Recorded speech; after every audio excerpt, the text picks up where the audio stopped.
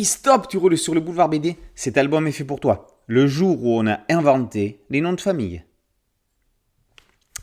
En plein Moyen-Âge, afin de mieux distinguer les individus, le roi décide que chaque famille devra choisir un deuxième nom.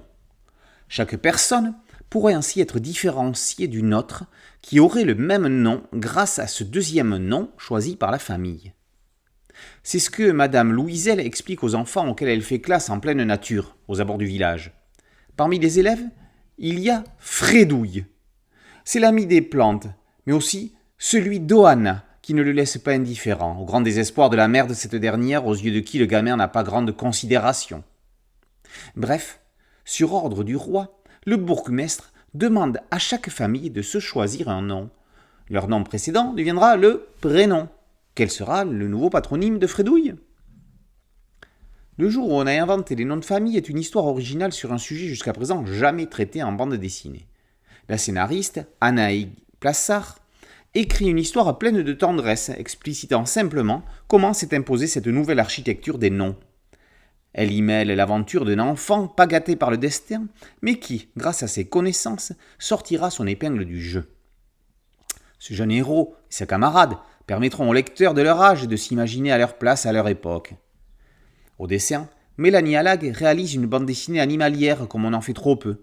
On pense à Machoro bien sûr, mais aussi au merveilleux Temps des Mitaines de Loïc Clément et Anne Montel. Mention spéciale à la couverture façon vitrail et enluminure, l'immersion dans l'époque est totale.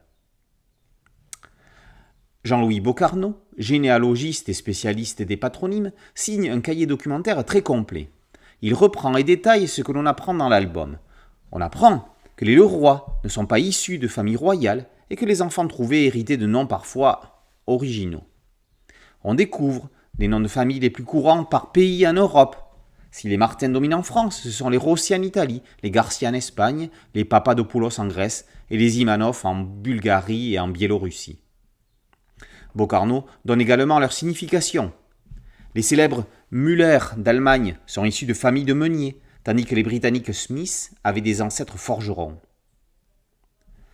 Instructif et kawaii, pédagogique sans être didactique, le jour où on a inventé les noms de famille est le genre d'album à mettre dans toutes les salles de classe.